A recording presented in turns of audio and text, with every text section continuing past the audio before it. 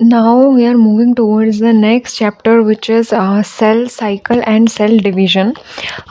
Before this, we have already discussed the chapter cell, and very first unit is about to complete because we have already discussed the living organism, after that plant kingdom and animal kingdom and biological classification. Now we are completing the unit cell, and this is the second chapter in the consequence unit. So here we are going to discuss about cell cycle and cell division. हम aware हैं कि जितने भी organism हैं, चाहे वो large हों चाहे वो स्मॉल हों, उनकी जो लाइफ है वो एक सिंगल सेल से ग्रो हुई है, यानी कि वो एक सिंगल सेल की वजह से ही लाइफ जो है वो स्टार्ट हुई है. You may wonder how a single cell then goes on to form such large organism. तो it is an very interesting thing कि कैसे एक सिंगल सेल जो कि इतनी छोटी होती है, we can't even see it from our naked eyes, उसने पूरे इतने लिविंग ऑर्गेनिज्म बना दिए. So growth and reproduction are the characteristics of cell. तो अगर हम सेल के कैरेक्टरिस्टिक्स की बात करें जो हमने पहले चैप्टर पे पढ़ी थी, तो ग्रोथ और रिप्रोडक्शन जो होती हैं ये एक सेल की क्या होती हैं, कैरेक्टरिस्टिक्स होती हैं Indeed of all living organism. और यही बात हम लिविंग ऑर्गेनिज्म में भी इम्प्लाई करें तो it's not at all a lie, because obviously living organism have to grow and reproduce for continuity of its generation. All cells reproduce by dividing into two, with each parental cell giving rise to two daughter cells each time they divide. तो कोई भी एक cell है वो दो में divide होगी, में लिखा हुआ है. उसके बाद these newly formed daughter cells are themselves grow and divide. उसके बाद ये जो न्यूली डॉटर सेल हैं ये भी ग्रो होंगी और ये भी डिवाइड होंगी टू में, इस तरीके से. और फिर आफ्टर दैट ये these also divide into two and these also divide into two. तो ये क्या है, ये इस तरीके से जो सेल्स हैं वो डिवाइड हो रही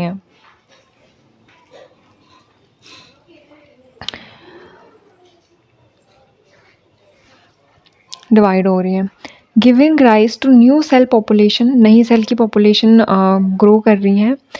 and dividing of single parental cell and its progeny. In both words, such cycle of growth and division allow a single cell to form structure constituent of millions of cell. इसी तरीके से division करते करते एक cell से बहुत सारी जो स्ट्रक्चर कंस्टिट्यूएंट है, बहुत सारी सेल्स की फॉर्मेशन होती है. While talking about cell cycle, cell division is very important process in all living organism. ये बहुत ज़्यादा इम्पॉर्टेंट प्रोसेस है क्योंकि अगर ये प्रोसेस ही नहीं होगी तो कैसे एक इंडिविजुअल जो है वो डिवाइड करेगा. During the division of cell के डिवीजन के टाइम पे कुछ इम्पॉर्टेंट चीज़ें होती हैं सेल में along with its division, that is DNA replication and cell growth. All these processes, that is cell division, DNA replication and cell growth, hence takes place in a coordinated way. तो अब एक cell division के time पे इन सारी चीज़ों को बहुत ही coordinated तरीके से रहना पड़ता है, तभी एक सेल जो है वो करेक्टली और एक्यूरेटली डिवाइड होगी इंटू कंटेनिंग इंटैक्ट जीनोम्स, और प्रॉपर अमाउंट में जो उसके जीन्स हैं उनको कंटेन करेगी. The sequence of events by which a cell duplicates its genome, synthesize the other constituent of the cell and eventually divide into daughter cell is termed as cell cycle. तो अब जो cell है उसमें properly gene divide हो रहे हैं, cell अच्छे से डिवीजन कर रही है अपने डॉटर सेल्स में, तो that eventually we call a cell cycle. Although cell growth in terms of cytoplasmic increases is a continuous process.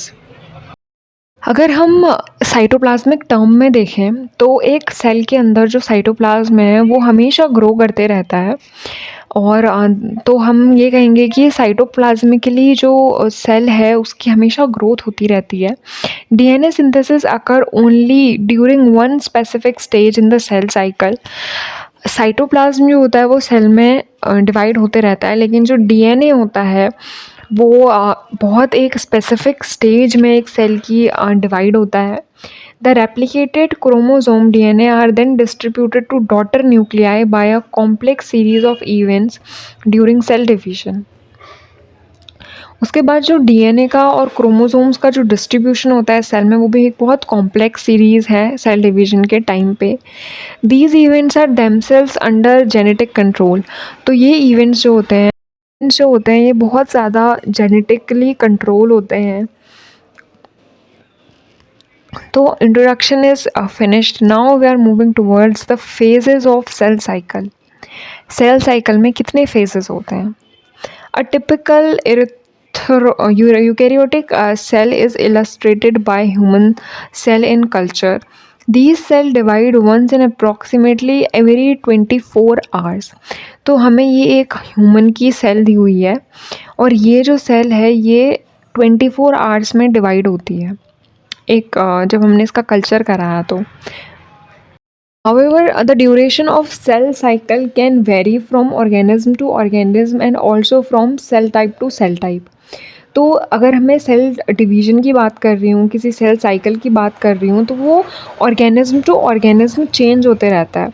जैसे एक ह्यूमन सेल की अगर मैं पहले बात की मैंने, तो मैंने बोला कि वो 24 आवर्स में डिवाइड हो जाता है. But while talking about yeast, जो यीस्ट होता है वो सिर्फ 90 मिनट्स में डिवाइड हो जाता है. तो जो सेल साइकिल है वो बेसिकली टू फेसेस, बेसिक जो फेसेस होते हैं उसके वो ये होते हैं कि एक होता है इंटरफेस और दूसरा होता है एम फेस, और जिसको हम माइटोटिक फेस कहते हैं. The M phase represents the phase when the actual cell division or mitosis occur, and the interphase represents the phase between successive M phases. तो जो M phase होता है ये, दिस इज M phase, ये represent करता है actual sale division का, यानी कि जो माइटोसिस होती है वो इसी M phase में होती है. बाकी जो ये है ना, यहाँ पे बेसिकली तैयारी होती है सेल डिवीजन की. It is significant to note that in the 24 hours average duration of cell cycle of human cell division proper lasts for only about an hour. तो जो मेन जो होता है कि एक सेल डिवीज़न की ये जो बाकी पूरी फेजेस हैं उसमें तैयारी हो रही है सिर्फ, जबकि जो असली का सेल डिवीज़न हो रहा है वो सिर्फ एम फेज़ पे हो रहा है. इसका ये मतलब है कि पूरे 24 आवर्स में सिर्फ 1 आवर जो है जो सेल को डिवाइड करने में लग रहा है, बाकी के पूरे 23 hours cell is preparing itself for division. So the interface lasts more than 95% of duration of cell cycle. The M phase starts with nuclear division corresponding to the separation of daughter chromosome, karyokinesis, and usually ends with division of cytoplasm, that is cytokinesis. तो सबसे पहले जो है वो nucleus का division होता है, उसको हम कैरियोकाइनेसिस कहते हैं, और उसके बाद जो है साइटोकाइनेसिस उसके बाद टेक प्लेस लेता है. उसके बाद वो जो है उसका डिवीज़न होता है साइटोप्लाज्म का. द इंटरफेस दो कॉल्ड द रेस्टिंग फेज़, जो इंटरफेस होता है उसको हम रेस्टिंग फेज़ भी कहते हैं, लेकिन it is the time, it is a very crucial time जहाँ पे एक सेल खुद को प्रिपेयर करती है सेल डिवीज़न के लिए by undergoing both cell growth and DNA replication. इसी जो इंटरफेस होता है इसी में ही डीएनए का रेप्लिकेशन भी होता है और सेल की ग्रोथ भी होती है इसी फेज़ में, और तभी उसके बाद एक जो है सेल का डिवीज़न पॉसिबल हो पाता है. तो the interface is divided into 3 further phases. उसके बाद जो इंटरफेस है वो आगे भी 3 फेजेस में डिवाइडेड होता है. वो है G1 phase, S phase and G2 phase. जो G1 फेज़ होता है वो corresponds to the interval between mitosis and initiation of DNA replication. जो G1 फेज़ होता है वो इनिशिएशन होती है एक माइटोसिस की या फिर initiation of DNA replication. During G1 phase the cell is metabolically active and continuously grows but does not replicate its DNA. जो G1 फेज़ होती है, अगर हम यहाँ पे देखें तो ये जो G1 फेज़ होती है इसमें इस G1 फेज़ में जो सेल है वो मेटाबॉलिकली बहुत ज़्यादा एक्टिव होती है, वो कंटिन्यूसली डीएनए को जो है वो ग्रोथ करती है, लेकिन यहाँ पे डीएनए का रेप्लिकेशन नहीं होता है। S or synthesis phase makes the period during which DNA synthesis और replication takes place।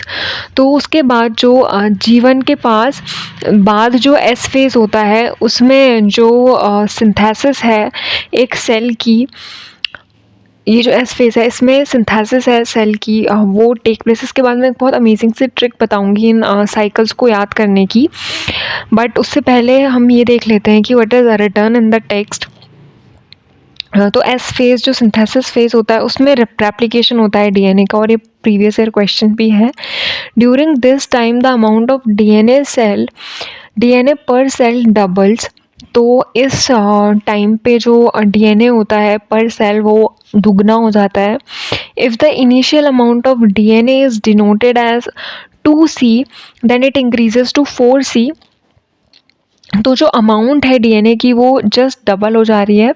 However there is no increase in the nuclear in the chromosome number. Chromosome number पे कोई भी इंक्रीमेंट नहीं होता है। If you have 23 number of chromosomes then it will remain 23 pair only. And after that, if the cell had diploid or 2n number of chromosome at G1, even after S phase the number of chromosome will remain 2n as I said, लेकिन जो उसका content है, जो amount है, वो जो है वो डबल हो जाता है। In animal cell during S phase DNA replication begins in the nucleus। तो जो एनिमल सेल होती हैं उनमें एस फेज के दौरान ही डीएनए का रेप्लिकेशन शुरू हो जाता है। And the centriole duplicates in the cytoplasm, और जो सेंट्रियोल है वो भी डबल हो जाता है साइटोप्लाज्म में।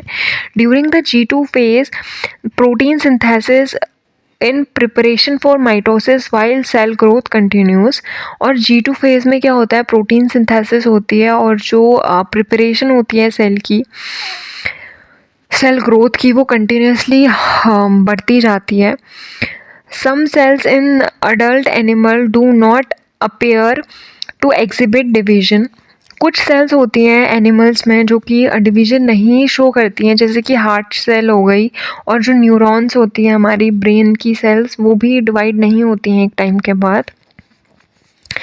Many other cell divide only occasionally. कुछ सेल्स होती हैं जो बहुत ओकेजनली डिवाइड होती हैं, जैसे कि कहीं पे इंजरी हो गई या फिर सेल डेथ हो गई, इस वजह से। These cells do not divide further exit G1 phase two enter an inactive stage called quiescent stage और G0 stage of the cell. तो वो सेल्स जो डिवाइड नहीं होती हैं फर्दर, वो G1 के बाद एक G0 फेज में चली जाती हैं, जिसको हम क्विसेंट स्टेज भी कहते हैं। तो cells in this stage remain metabolically active but no longer proliferate unless called on to do so depending on the requirement of the organism। तो ये सेल्स जो हैं वो G0 में रहती हैं, ये मेटाबॉलिकली एक्टिव रहती हैं, लेकिन ये प्लोरिफिलेशन शो नहीं करती हैं, यानी कि डिवीज़न शो नहीं करती हैं। और मतलब ये तभी शो करती हैं जब एक इंडिविजुअल को रिक्वायरमेंट होती है उसकी। In animals mitotic cell division is only seen in diploid somatic cells. तो दो तरीके के डिवीज़न होते हैं, एक होता है मियोसिस और एक होता है माइटोसिस। तो यहाँ पे लिखा है कि जो माइटोसिस डिवीज़न है वो सिर्फ डिप्लॉयड सेल्स में ही होता है। However, there are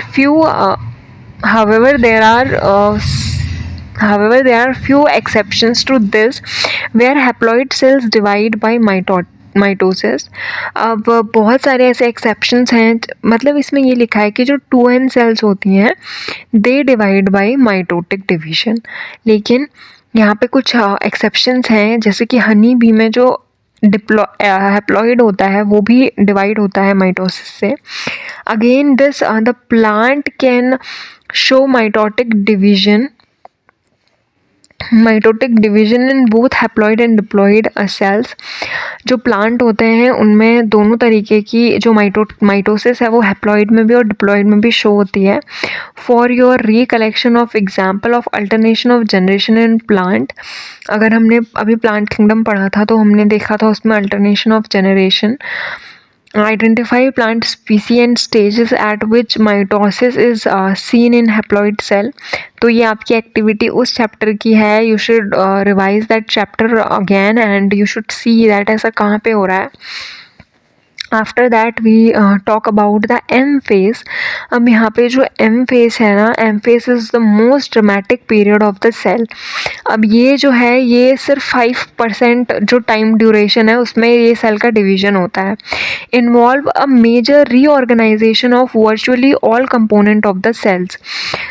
Since the number of chromosome in the parent and progeny cell is the same, it is also called as equational division। इसको हम माइटोसिस को हम इक्वेशनल डिवीजन भी कहते हैं। दो for the convention mitosis has divided into 4 stages of nuclear division. अब जो माइटोसिस है उसमें जब हम एम फेज जो है बेसिकली उसमें जो हम न्यूक्लियर का डिवीजन जब हम पढ़ रहे हैं तो हमने उसमें असेंशियली 4 फेजेस पे हमने 4 स्टेजेस में उसको डिवाइड कर लिया है।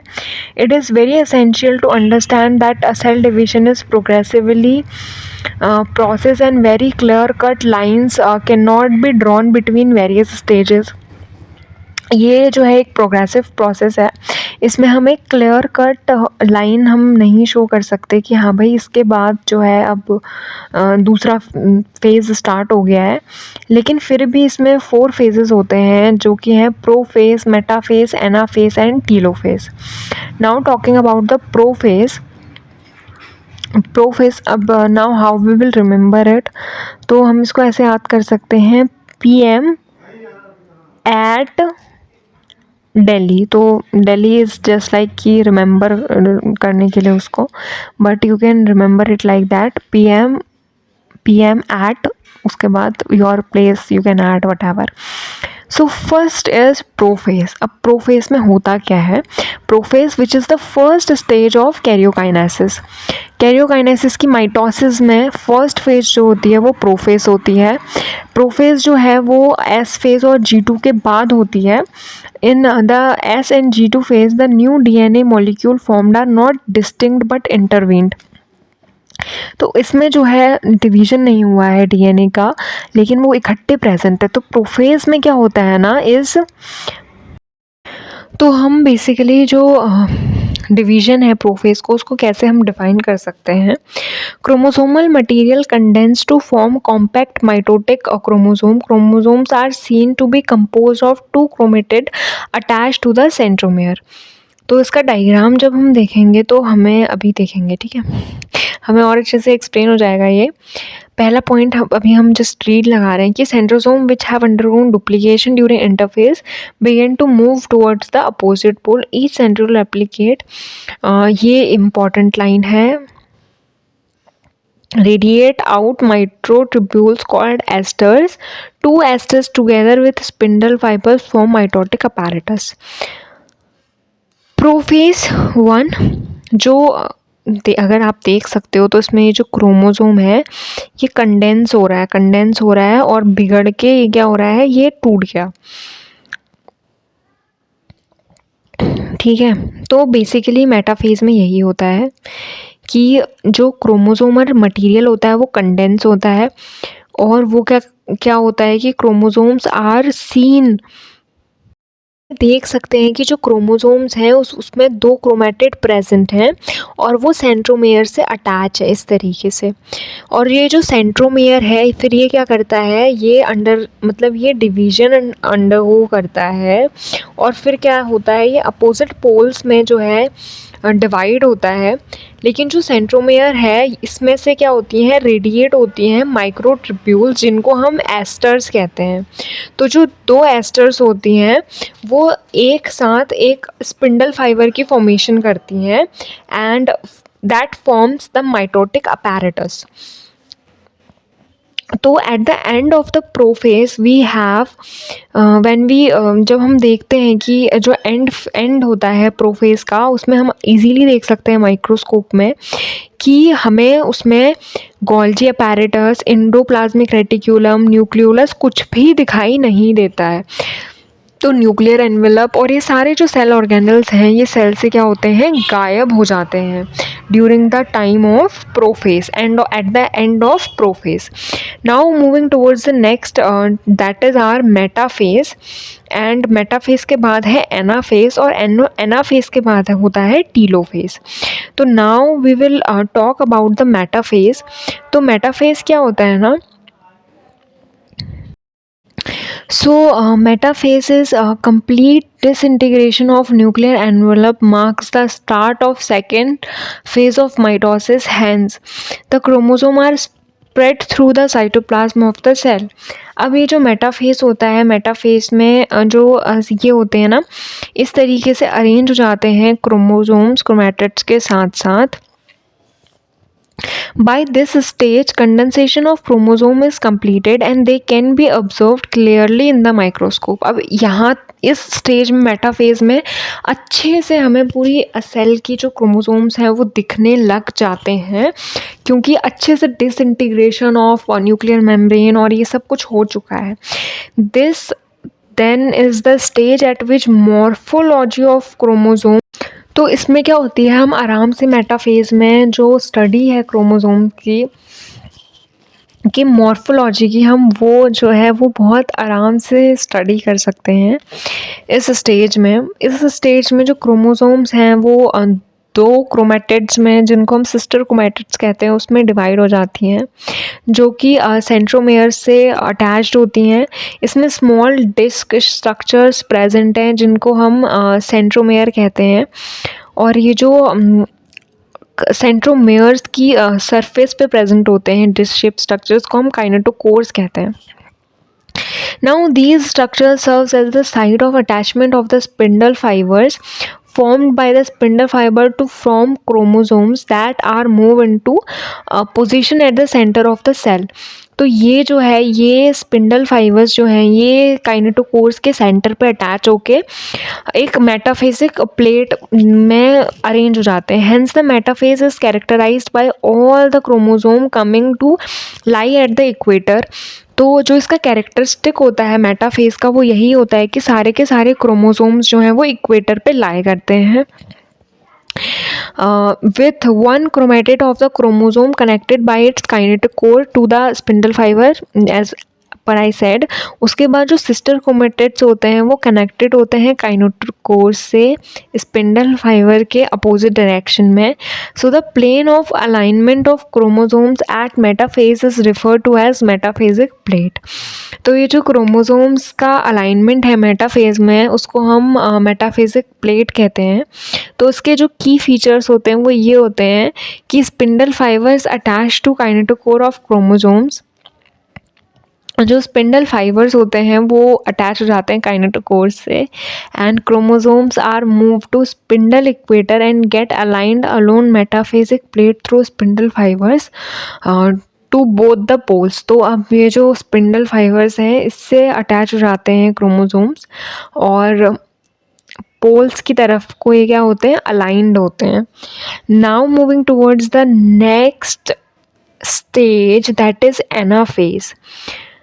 तो मेटाफेज इज दिस, ये ट्रांजिशन ऑफ मेटाफेज है, और ये मेटाफेज का क्या है, डायग्रामेटिक विजुअलाइजेशन है। अब हम बात कर रहे हैं एनाफेज की। तो at the one side of anaphase each chromosome arranged at the metaphasic plate split. तो एनाफेज में क्या होता है ना, जो क्रोमोसोम अलाइन हुए हैं एक लाइन में, उनका स्प्लिटिंग हो जाती है, और ये दो डॉटर क्रोमोसोम्स को इन फ्यूचर ये क्या करते हैं, डेवलप करते हैं। Begin their migration towards the two opposite pole as each chromosome move away from the equatorial plate, the centromere of each chromosomes remain directly to the pole, hence to leading edge. जो क्रोमोसोम्स हैं वो इस तरीके से divide होते हैं anaphase में। अब इसका जो है कैरेक्टरिस्टिक्स वो क्या दिया हुआ है कि centromere split and chromatid separated. This chapter is more about building your concept instead of mugging it up. इससे जो पहले वाला चैप्टर था सेल, दैट वाज कम्प्लीटली वो जो चैप्टर था उसमें बहुत सारे साइंटिस्ट के नेम थे और फंक्शंस था कि इसका क्या फंक्शन है, उसका क्या फंक्शन है, कंपोजिशन क्या है सेल मेम्ब्रेन की. 52% प्रोटीन है, सॉरी 52% प्रोटीन ही था शायद, समथिंग लाइक दैट, और 42% लिपिड है, ये है वो है. तो इस तरीके से हमें वो याद करना था. बट यहाँ पे you have to collect the concept कि जो सेंट्रोमियर है वो स्प्लिट हो रहे हैं और जो क्रोमेटिड हैं वो फिर अपोजिट डायरेक्शन में मूव करते हैं. उसके बाद जो टीलोफेज होता है, telophase is just an exact opposite of prophase. इसमें क्या होता है जो ये मतलब ये फाइनल स्टेज है कैरियोकाइनेसिस की. तो इसमें क्या होता है कि जो गोल्जी कॉम्प्लेक्स हैं और जो न्यूक्लियर एनवेलप है वो वापस से ऑब्जर्व होने लग जाती है. So telophase the chromosome that have reached their respective poles decondense and lose their individuality. तो डीकंडेंस मतलब ये इस तरीके से हो जाते हैं जैसे कि इसमें डायग्राम में गिवन है. उसके बाद the individual chromosome can no longer be seen. अब जो इंडिविजुअल क्रोमोसोम है हम उसको अकेले नहीं देख सकते हैं क्योंकि वो क्या हो गया, कंडेंस हो गया है. And each set of chromatin material tends to collect at each of the two poles. और ये दो पोल्स में जो है ये कलेक्ट हो जाता है. उसके बाद हम जब क्रोमोसोम्स की बात कर रहे हैं तो chromosome clustered at opposite spindle poles and their identity is lost as discrete elements. इनकी आइडेंटिटी लूज़ हो जाती है और जो न्यूक्लियर एनवेलप है वो वापस से क्या होता है, क्रोमोसोम्स में दिखाई देने लग जाता है. और ये जो न्यूक्लियोलस, गोल्जी कॉम्प्लेक्स और ईआर इंडोप्लाज्मिक रेटिकुलम है उसकी वापस से फॉर्मेशन हो जाती है. तो यहाँ पे हमारा प्रोफेज जो है वो पूरा कंप्लीट हो गया है. अब हम बात कर रहे हैं हम साइटोकाइनेसिस की. Cytokinesis is nothing but it is the division of cytoplasm after the division of nucleus. तो इसमें क्या होता है कि जो माइटोसिस है वो अकम्प्लिश्ड होती है, मतलब ये अकम्प्लिश्ड होती है सिर्फ एक न्यूक्लियस की डिवीजन से नहीं, लेकिन यहाँ पे जो साइटोप्लाज्म है उसका भी डिवीजन प्रॉपरली दोनों डॉटर सेल्स में होता है और इसको हम साइटोकाइनेसिस कहते हैं. और जो साइटोकाइनेसिस है उसका जो एंड होता है वो ही एक सेल का डिवीजन जो है वो कंप्लीट करता है. In an animal cell this is achieved by the appearance of furrow in the plasma membrane. यानी कि प्लाज्मा मेम्ब्रेन जो होती है वो इस तरीके से डिवाइड हो जाती है, दो न्यूक्लियस हैं और इसका डिवीजन जो होता है फैरो टाइप इस तरीके से. द फैरो ग्रेजुअली डीपन्स, मतलब बीच में इस तरीके से एक फैरो होता है और ये जो फैरो होता है ये ग्रेजुअली डीपन्स ये ग्रेजुअली धीरे धीरे ये ऐसे ऐसे मतलब पतला पतला होते रहता है. और एक टाइम ऐसा आता है कि ये जो होते हैं ये दोनों सेपरेट हो जाती हैं. तो इसी को हम क्या कहते हैं, सेल डिवीजन कहते हैं. Then plant cell however are enclosed by a relatively inextensible cell wall. अब जो प्लांट सेल होती है, प्लांट सेल में क्या होता है ना कि एक सेल वॉल भी प्रेजेंट होती है. तो ये जो साइटोकाइनेसिस है इसके बाद वो जो इन एक्सटेंसिबल सेल वॉल है उसकी भी फॉर्मेशन होती है और वो एक दूसरा मैकेनिज्म होता है. In plant cell the cell wall formation start in the centre of the cell and grows outwards to meet the existing lateral material. तो जैसे ये सेल है इसका डिवीज़न होगा प्लांट में, तो यहाँ से जो है ये सेल वॉल की फॉर्मेशन होना शुरू होता है और फिर ये धीरे धीरे क्या होता है, ये इस तरीके से पेरिफेरी की ओर मूव करता है और फिर ये दो जो सेल हैं ये डिवाइड हो जाती हैं. So the formation of new cell wall begins with the formation of simple precursor called the cell plate. ये जो होती है ये इसको हम सेल प्लेट कहते हैं. This is called cell plate.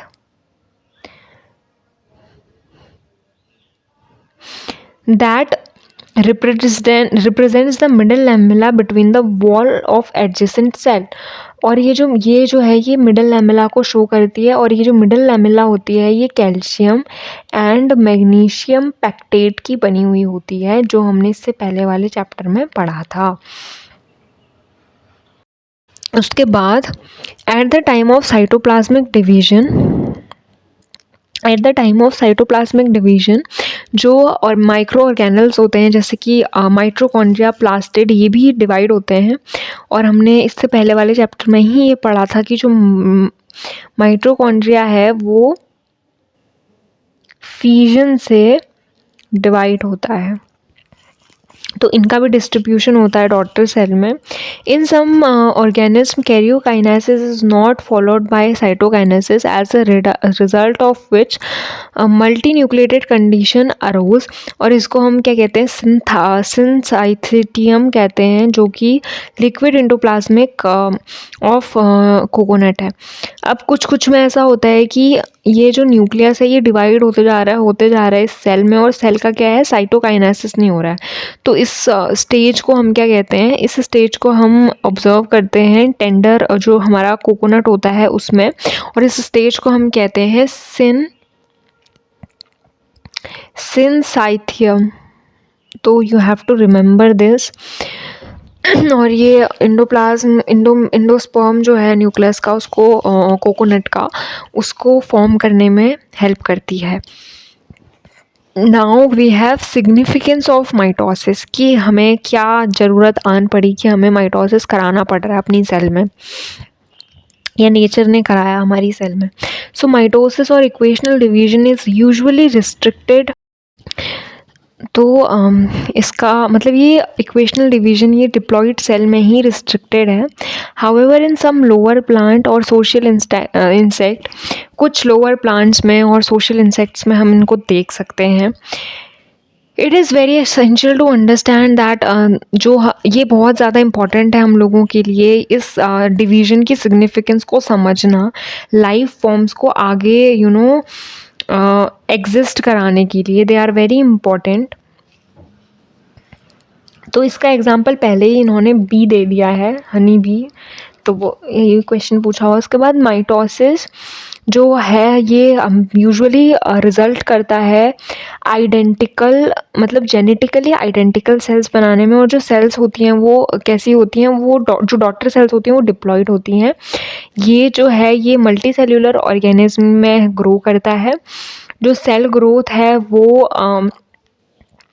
जो रेशियो है न्यूक्लियस का और साइटोप्लाज्म का, उसमें मतलब उसको प्रॉपर डिस्ट्रीब्यूट करती है उसमें.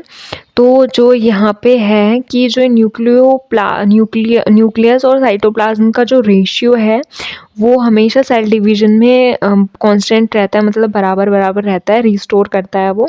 उसके बाद एक सिग्निफिकेंस ये भी है कि ये सेल रिपेयर में काम आता है माइटोसिस, अगर सेल डेड हो गई तो.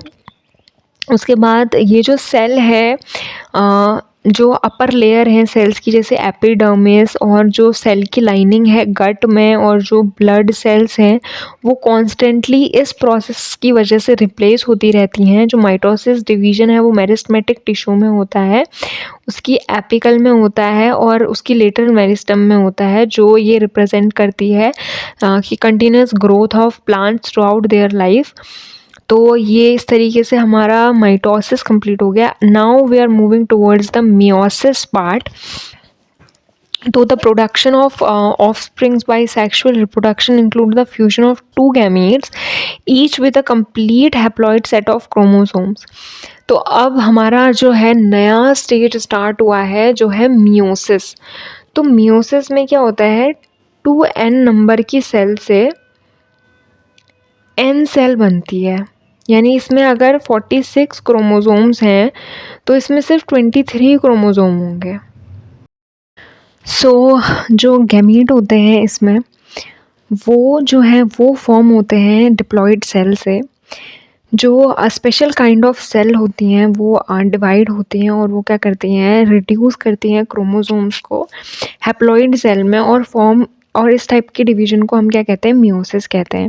जो मियोसिस होता है वो इंश्योर करता है कि जो सेक्सुअल रिप्रोड्यूसिंग ऑर्गेनिज्म है उनमें हैप्लॉइड सेल्स की फॉर्मेशन करना और उसके बाद फर्टिलाइजेशन के बाद उसको डिप्लॉइड फेज में फॉर्म करना। We came across meiosis during gametogenesis in plant and animals. This led to the formation of haploid gametes. तो अब इसके कुछ हमें फॉलोइंग की फीचर्स दिए हुए हैं मियोसिस के। तो meiosis involves two sequential cycles of nuclear and cell division called meiosis 1 and meiosis 2। तो मियोसिस में जो होता है वो मियोसिस 1 और मियोसिस 2 करके 2 साइकिल्स होती हैं, लेकिन इसमें जो डीएनए का रेप्लिकेशन है वो सिर्फ एक बार होता है। जो मियोसिस 1 है वो जो पेरेंटल क्रोमोसोम है उसके रेप्लिकेशन से सिस्टर क्रोमैटिड्स एस फेज़ में बनाने से होती है उसकी शुरुआत, और जो मियोसिस होती है वो इन्वॉल्व करती है होमोलोगस क्रोमोसोम्स को, और इसमें क्या होता है, रिकॉम्बिनेशन होता है दो सिस्टर क्रोमैटिड्स के, दो होमोलोगस क्रोमोसोम्स की दो सिस्टर क्रोमैटिड्स के बीच में, और ये जो 4 तरीके की जो हैप्लॉइड सेल्स हैं वो फॉर्म होती हैं eight the end of meiosis second. तो जो मियोसिस 1 है उसमें प्रोफेज 1, मेटाफेज 1, एनाफेज 1, टीलोफेज 1 ये होते हैं, और जो मियोसिस 2 है उसमें यही प्रोफेज 2, मेटाफेज 2, एनाफेज 2 और टीलोफेज 2 की फॉर्मेशन होती है। Now we are discussing meiosis 1। तो मियोसिस 1 की जो प्रोफेज होती है वो थोड़ी एक लॉन्ग सेल डिवीजन होता है। तो इसमें क्या होता है, prophase of the first mitotic division is typically longer, ये थोड़ा सा लंबा होता है और ये थोड़ा सा कॉम्प्लेक्स होता है ये इन कंपैरिजन टू प्रोफेज, और इसमें क्या होता है, फर्दर डिवीजन होता है। और ये जो प्रोफेज 1 है क्रोमोसोम्स का, वो उसमें जो क्रोमोसोमल बिहेवियर है वो मतलब वो फॉलोइंग उसमें भी काफ़ी डिविजन्स होते हैं, जैसे leptotene, zygotene, pachytene, diplotene and diakinesis. तो प्रोफेज 1 की कुछ के अंदर भी कुछ सब स्टेजेस हैं इसमें। तो ये स्टेजेस में सबसे पहले जो लिप्टोटीन स्टेज है उसमें जो होता है क्रोमोसोम वो विजिबल होता है माइक्रोस्कोप के अंदर, और जो कंपैशन है क्रोमोसोम का वो पूरे लिप्टोटीन में एक जैसा रहता है। उसके बाद ये जो है ये सेकंड स्टेज है प्रोफेज की, जिसको हम जाइगोटीन कहते हैं। उसे फॉलो मतलब जो जाइगोटीन है वो फॉलो करता है लिप्टोटीन को, और जो जाइगोटीन है उसमें क्या होता है कि जो पेयर है जो होमोलोगस क्रोमोसोम के पेयर हैं वो एक साथ आते हैं और इसको हम सिनेप्सिस कहते हैं।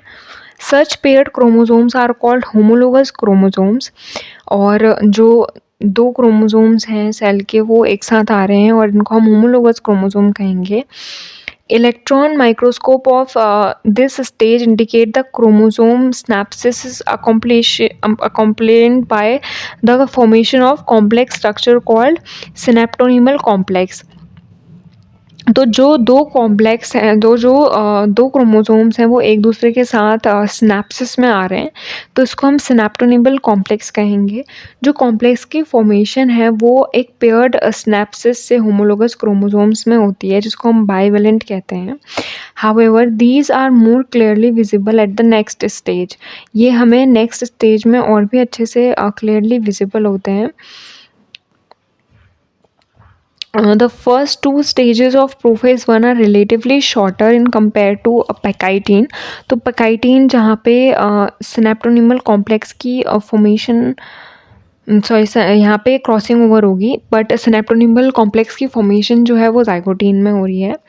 तो अब ये जो स्टेज है इसमें जो 4 क्रोमेटिड हैं वो विजिबल हो जाते हैं, जैसे ये जो 2 क्रोमोसोम हैं, 2 सिस्टर क्रोमोसोम हैं, तो इनके बीच में यहाँ पे जो है ये सिनेप्सिस की फॉर्मेशन होगी, और ये जो 4 टेट्रेड क्रोमेटिड हैं वो हमें शो हो गए हैं। This stage is characterized by the appearance of recombinant nodule, the site at which crossing over occur between non-sister chromatids of the homologous chromosome. अब उसके बाद इन जो रिकॉम्बिनेशन नोड्यूल्स हैं ये हमको दिख रहे होते हैं, इस तरीके से बनते हैं वो। जो क्रॉसिंग ओवर है उसमें क्या होता है, जेनेटिक मटेरियल का एक्सचेंज होता है दो होमोलोगस क्रोमोसोम्स के बीच में। Crossing over is also an enzyme mediated process.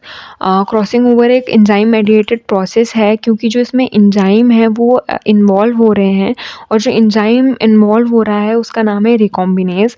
जो क्रॉसिंग ओवर है वो लीड करती है रिकॉम्बिनेशन को जेनेटिक मटीरियल के दो क्रोमोसोम्स के बीच में। जो रिकॉम्बिनेशन है दो होमोलोगस क्रोमोसोम्स का वो पेकाइटीन स्टेज में कंप्लीट होता है, leaving the chromosome linked at the site of crossing over.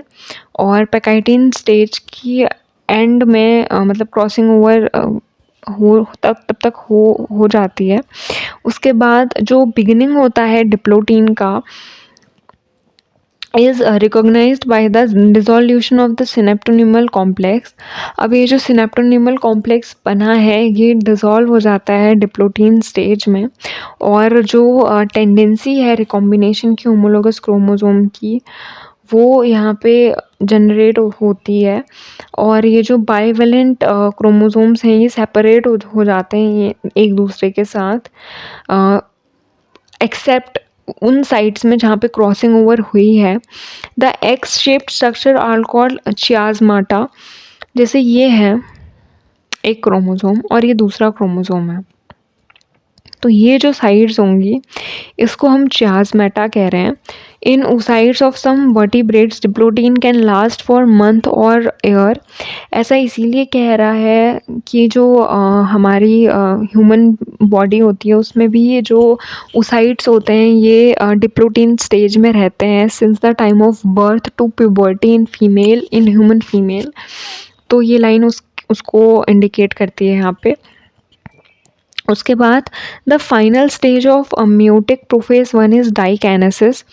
तो इस डाइकाइनेसिस में क्या होता है कि ये जो टर्मिनल चियाज़माटा है ये सेपरेट हो जाते हैं, और जो क्रोमोसोम है वो फुल्ली कंडेंस हो जाता है, और ये माइटोटिक स्पिंडल की फॉर्मेशन करता है जो कि नेक्स्ट फर्दर जो है होमोलोगस क्रोमोसोम को सेपरेट करने का काम करता है। अब डाइकाइनेसिस के एंड में जो न्यूक्लियोलस है वो डिसअपेयर हो जाता है, जो न्यूक्लियर एनवेलप है वो ब्रेक हो जाती है, और जो डाइकाइनेसिस है वो रिप्रेजेंट करता है ट्रांजिशन टू मेटाफेज, यानी कि यहाँ पे जो है प्रोफेज से मेटाफेज में क्या हो रहा है, ट्रांजिशन हो रहा है। तो मियोसिस 1 क्या होता है कि दो बाइवेलेंट जो क्रोमोसोम है वो इक्वेटर प्लेट पे फिर से अलाइन होते हैं, माइक्रोट्यूब्यूल की फॉर्मेशन होती है, वो काइनेटोकोर से अटैच होते हैं इस तरीके से, और फिर वो डिवाइड होते हैं एनाफेज 1 में। और जो क्रोमैटिड हैं वो सेंट्रोमियर से एसोसिएटेड रहते हैं। जो टीलोफेज 1 है, टीलोफेज 1 में क्या होता है, न्यूक्लियर मेम्ब्रेन, न्यूक्लियोलस ये सब रीअपेयर हो जाता है, और जो साइटोकाइनेसिस होती है वो इसमें इस स्टेज में होती है। उसके बाद ये क्या होता है, डाइएड ऑफ सेल बनाता है। Although in many cases the chromosome do undergo some dispersion. बहुत सारे ऐसे केसेस होते हैं जिसमें क्रोमोसोम्स का डिस्पर्शन होता है। They do not reach the extremely extended stage of interface nucleus. The stage between the two mitotic division is called interkinesis and is generally short-lived। तो जो इंटरकाइनेसिस की स्टेज होती है वो बहुत छोटी होती है। There is no replication of DNA during interkinesis. Interkinesis is followed by prophase second, a much simpler prophase than prophase 1। तो ये मियोसिस 1 कंप्लीट हो गया है। अब यहाँ पे जो मियोसिस 2 है ना, it is very identical to mitosis only. इसे भी देख लेते हैं। तो ये जो इमीडिएट साइटोकाइनेसिस हुआ है, तो जो क्रोमोसोम्स हैं वो फुल्ली इलोंगेटेड हैं, ठीक है। अब in contrast to meiosis 1, meiosis 2 resembles a normal mitosis. तो मियोसिस 2 जो है वो नॉर्मल माइटोसिस होती है, उसमें जो न्यूक्लियर मेम्ब्रेन है वो डिसअपियर होती है और क्रोमोसोम फिर से जो है वो कंडेंस होते हैं और न्यूक्लियस सब डिसअपियर होता है। उसके बाद मेटाफेस जो 2 होती है उसमें फिर से वो इक्वेटर पे लाइन करते हैं। फिर एनाफेस में जो होता है वो स्प्लिटिंग होता है इस तरीके से। और नाउ जो ये 4 डॉटर सेल्स बनी है इन सब में n number of chromosomes present हैं। फिर टीलोफेज सेकंड में क्या होता है, जो क्रोमोसोम है उनके बाहर पे जो है न्यूक्लियर मेम्ब्रेन आ जाती है और ये जो साइटोकाइनेसिस है ये फॉर्मेशन ऑफ टेट्रेट यानी कि 4 डॉटर सेल्स बनाती है। Now while talking about significance of meiosis, जो मियोसिस एक प्रोसेस है वो हम वो हम क्रोमोसोम्स के नंबर को एक स्पीसी में अच्छे से डिवाइड करने के लिए यूज़ करते हैं। और ये जो है ये सेक्सुअल रिप्रोडक्शन एक ऑर्गेनिज्म की उसको जनरेट करने में it's very important process, even though the process per se paradoxically result in reduction of chromosomes by half। तो इसमें क्या होता है, जो क्रोमोसोम नंबर होता है वो वो हाफ हो जाता है, लेकिन ये क्या करता है कि ये जो जेनेटिक वेरिएबिलिटी है उसको इंक्रीज़ करता है एक पॉपुलेशन में। और यही क्या करता है, ये बहुत इम्पोर्टेंट प्रोसेस है इवोल्यूशन में। और इंसान की जो ब्रीड्स हैं उनको और उनको हाइब्रिड बनाने के लिए। So it is very important. Here we are ending our meiosis as well. बहुत छोटा सा चैप्टर था ये एंड इसमें बहुत ज़्यादा कॉन्सेप्ट्स हैं समझने वाले, बट एनसीईआरटी में आपको इतना दिया है। And to be very honest, if you want to read this very properly, so आपको इसको एनसीईआरटी से बाहर से भी पढ़ना होगा, क्योंकि इसमें एनसीईआरटी में उतने अच्छे से, जैसे जब हम मियोसिस फर्स्ट की बात कर रहे हैं तो उसमें जो प्रोफेस होते हैं उसमें जो डिविजन्स होते हैं ज़ाइगोटीन, लिप्टोटीन, ये ऐसे ही समझ में नहीं आएंगे। तो इसके लिए आपको एक अच्छी एक इस चैप्टर के लिए तो at least you should refer a book to understand the concept. And thank you so much.